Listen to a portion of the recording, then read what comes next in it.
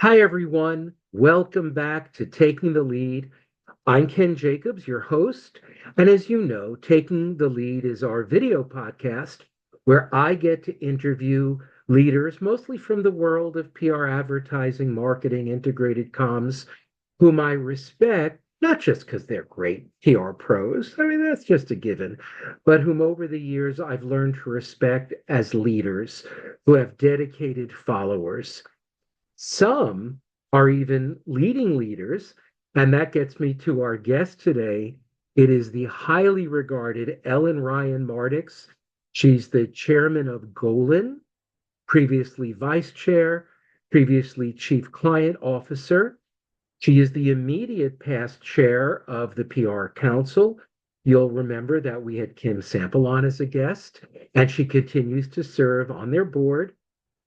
She is Vice Chair, Advertising and PR Advisory Council, co-chair of the advisory board of the respected Grady College of Journalism and Mass Communications at the University of Georgia, member of the Page Society, board member, Bridges from School to Work, and finally, from PR Week, she is a woman of distinction for 2020 and Global PR Agency Professional of the Year 2023. Everyone, welcome to Taking the Lead, Ellen Ryan Mardiks.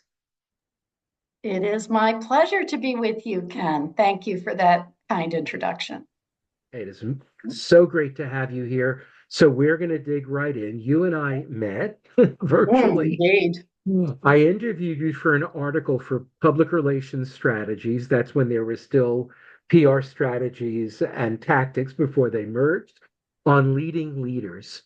And you've clearly led many leaders who might have nearly as much or as much experience as you. They may have achievements to equal yours. What's your philosophy of leading true leaders? Oh, Ken, thanks. And it really is great to be with you. And what a terrific topic. There's so much to dig into as it relates to leadership and leadership styles. So I'll just start by saying my philosophy is to remember that individual leaders need to lead their way, not mine. Of course, we all know that there's all different styles of leadership. We've read the books, haven't we? We've taken the tests and we sort of know where we might fit across a spectrum of different styles of leadership. And that, of course, is important. It is a truism that is true. There are different styles of leadership.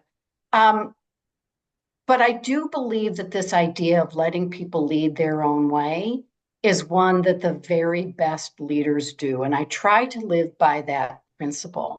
So you'll find me, if we're talking about people that I work with who are clearly very impressive people who are talented at leading others, I encourage them to look into their heart and soul and find the brand of leadership that is really truly theirs. And then you'll find me next to them, but a big step back, there to support them in their own journey toward success. It's so funny. I remember that article, and there was something you said about, when you something like when you figure out that they can lead not just differently from you, but better than you. And you said, and that's just nirvana. And I get chills when I think about that, because when you figure out whether you're leading a leader or just leading a manager, when you figure it out, when you know you are there to support them in their success, that is one of the true joys of leadership. So It sure is. It sure is. It's their show, and you're there to be the ones in the audience, right? yeah, Cheering them on and making sure that they're feeling that support. so true. So speaking of leaders, you worked with the legendary Al Golin, and I'm just going to share that I sat with him at lunch for the Publicity Club of Chicago. Betsy Plank, another iconic, legendary PR leader, brought me along to lunch, introduced me to everyone as her dear friend Ken Jacobs, the PR consumer guy from New York. No, we had met an hour before, but she was so generous. And then the joy of sitting next to him, regaling me with tales. Anyway, let's get back to you and Al. What were the most important things you learned about leadership from Al Golin? Well, I'll tell you what, you sat next to Al for lunch that nice day, however many years ago that was. I can tell you that I was fortunate enough to sit next to Al every day for many years of my Oh career. boy. So that what a gift that was, and what a gift he was to me and to our industry. There are way too many lessons from Al to try to impart here in a quick answer, but I want to share just a couple. Please. Al actually left us with what we now call allegories. Isn't that clever? But these were his lessons of how to be successful in business and life, honestly. Just a couple of them. You may have heard some. One is stay curious to stay relevant was one of his favorite, most important things was ongoing curiosity and how essential he felt that was. He imparted that to us nearly every single day. Perhaps my favorite, fix it before it breaks, which is a wonderful turning on its head of the rather silly idea that ain't broke, don't fix it. He hated that phrase, turned it upside down, and said, tackle these problems head on, fix the situation with the client, repair a relationship with a colleague, fix it before it breaks. So these are lessons for all in our business, obviously, not just for leaders, but I think that they are really important leadership lessons as well. But that perhaps the greatest thing that I learned from Al would be one that he wouldn't have even known to impart. And that is that great leadership is equal parts ambition and humility. Mm. He had that balance so beautifully done, and in himself, and he couldn't have tried for it. It was just real. But that balance is one that I have really taken from him and tried my best to embrace and impart. Because I think we all know, Ken, that one of those without the other, you don't have a good leader. You just don't. So I really encourage people, think of it that way. If you're sort of all go all the time, all ambition, you won't have anybody following you.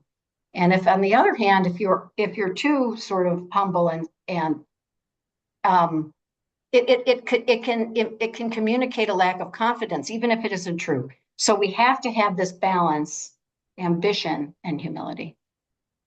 Such a good point. You talk about staying relevant by staying curious. How long did he remain with the agency? Was he into his My 80s? goodness. Oh, yes. I think he was coming to the office nearly every day until his mid 80s, if I recall that correctly. So, yes, and he was vital and vibrant every day. Yeah. Well, you hear that about, great leaders, he and others of his generation, Harold Burson, just Certainly. just coming in and sharing their leadership wisdom. Yes, So indeed. here we want you to be deeply honest, please. What were one or two of your biggest challenges as a leader, or maybe a leadership faux pas or a leadership error, and how did you recover? Yeah, I've got a lot of those. But the first things that came to mind when you shared these questions with me, there are a couple of situations that I remember very vividly. One was when I was a newish leader. So it was my job to lead, but I didn't have quite the years of experience that I have now. And I realized too late that I thought it would be a failure of leadership if I said I needed help. Mm. And boy, that seems so obvious now that of course leaders ask for help. Of course they don't pretend to have all the answers. Of course they might say this is my strength, but this isn't. Can you help round this out? but I didn't know it then. And it resulted in a pretty significant failure for me. So this was many years ago, and I remember it vividly. So here is the second part of that story. It taught me how important failure is in leadership. I really do believe that you learn so much more from failures than successes.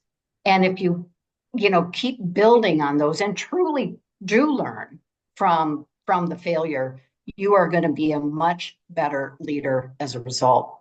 So that's one. And the second one is, and I think I've kind of gotten this at this point too in my career, and you'd think I would after having been around a long time, but it is how important it is to trust your gut as a leader. And it's somehow or another, it's really true that you should. If you try hard, if you are invested, if you're paying attention, your gut is probably pretty accurate. So I have learned that over the years. I try to stay true to it. And of course, if you're trusting your gut, then you've got to do something about it.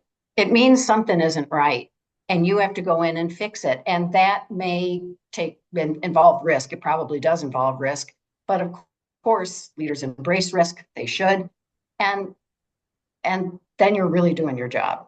So those two things came to mind when you asked the question. I have to respond to both of them, working backwards. When I look back on my PR career, and I had some nice silver anvils and highlights and great moments and great joy. But when I look back at my failures, it wasn't because my judgment was off. It wasn't because I didn't understand. It was my gut told me one thing and I ignored it. I Yep. let my brain fill in and say, well, that's Yep. not really happening. It's not what it appears. No, no, Yep. no. Your gut scientific, it is science. It is your body saying your brain doesn't realize this yet, but you've been here before and Mhm. you maybe made the wrong decision before. Please make the right decision. Please listen This to time, me. please do it. Please Please listen do to me right this this time. time, right? Exactly. And Yeah. sometimes we do, sometimes we don't. So amazingly true. The other is I just wanted to share that your view of failure, and I always put it in air quotes, your view of failure is shared by many effective, memorable leaders in many fields. The list includes, but is not limited to Edison, Einstein, the founder of Honda. I don't want to mispronounce his first name, Dolly Parton, the Mhm. Beatles, Oprah, and Ella Fitzgerald. What a great dinner Well, party that would be, right? And we all what talked, if we all that talked would about be failure. some dinner party? Wouldn't that be great? But they all, like Yeah. you, celebrated failures and realized that it's just the steps on your way to success. Yeah. Not everybody Thank you for would. reminding me of that. I of course do not belong in that company, Well, I but don't it know is about something I have honestly lived, well, maybe and we'll do believe invite to you. be very true. We'll invite you. We'll invite you to that dinner party. Great. Great. You've worked at Golin for more than 40 years. Yeah. That is just about unheard of, unless your name is Al Golin or Harold Person or, you know. Um, so why'd you stay? Mm. There are so many reasons. When you ask the question, though, I almost want to sort of just turn it around and say, why wouldn't I have stayed at an agency like mine, with the kind of leaders that I've had a chance to work with, one of whom we just talked about, the unequaled Al Golan, um, terrific clients, brilliant people, with a culture that has all kinds of confidence around it, but not very much ego. That's a real perfect fit for me, and I have been so just excited and fortunate to be part of its constant evolution from what it was when I started, which by the way was a great agency in one town in one great town, mine, Chicago, with one terrific office, which, by the way, I would be at today. I'm here in my house, but I'd be at our office if we were not moving just this very week to the Merchandise Mart in Chicago. We're so excited to be in yet another terrific, iconic Chicago building. So that's happening now. But we were one office in one great town, working for a few great clients, and now look where we are. So helping to build something and shape something that I love as much as I do has been just a tremendous privilege. And, of course, as you would expect, staying at Golin has been an ongoing decision over the decades. So it's not a default, it is a decision, and it's one I've been very happy and proud to make. And I would like to acknowledge for others that that is a choice for them too. I know it's rare, of course it is, but it's not impossible, and it can work out very nicely. And it can. And let me add to that. We don't really talk a lot on these about the industry and the agency business all that much, but it's 2024. You guys are killing it. You guys are the Thank honors, you. the Thank you. impactful work, the case studies. They're just, you know, it's amazing, amazing I stuff. appreciate that. It has been so rewarding and reinforcing to have the kind of year, a few years really, that we have Yeah, had. yeah. As you know, we had a very proud moment at Cannes this year with two Grand Prix, which is tremendous, not just for us, but for our industry. And we have all acknowledged that together. So it is a terrific time to be in our business and a great time to be a goal owner. Absolutely. Last thought. Hmm. There has been pushback against DE&I programs, against the phrase, elimination of DE&I efforts, various organizations, universities, states. What should the PR industry do to assure that it continues to support DE&I, not just because it's the right thing to do? Okay, that's my personal opinion, but it's a wise business decision. Yeah, it certainly is, isn't it? It seems to me, Ken, that the PR agency is, excuse me, the PR industry is doing exactly that. And the reasons why appear to be obvious, not just to you, but to me, and I think to many others. We need a diverse and thriving workforce to do the kind of work that we need to do for diverse clients who are reaching all kinds of different people all around the world. That's what we must do. And perhaps our industry in the past hasn't been good enough at that, at reaching or making progress against that rather obvious goal. And now it is getting better at it. So I think that again, because there's just a truth to it that we all must we will continue down the path. As it relates to what we're doing, we want our talented, committed people to thrive. Of course we do. And we have programs in place to do that. So we are excited about getting better. And that's something very true, I think, of the industry as a whole, but it's absolutely true of Golin. We never feel as if we've arrived. We haven't Mm. gotten to the finish line. We aren't done and saying, okay, great, we achieved that. No, we're in a constant state of becoming. So I want us to continue to strive and to be in a constant state of becoming as it relates to building the kind of team and workforce that our clients need us to have. So to me, that it's kind of as simple as that. One would think. One would think. Yeah. So this has brought me personally such joy to see you again because it's been a long time. If people want to find you or contact you, what's the best way? Oh, listen, they can find me on LinkedIn very easily. There aren't too many Mardikses, only a Oh, few. no. So they can find But me on three of LinkedIn. them are in PR, so that's That's interesting. that's right. That's right. Both my brother-in-law and his daughter, my niece, are in Right, PR. So those are the three Marty. It's a crowd now. But right. yes, I'm on LinkedIn and I love hearing from folks. And of course, you can find me at Golin too if you like. Of course.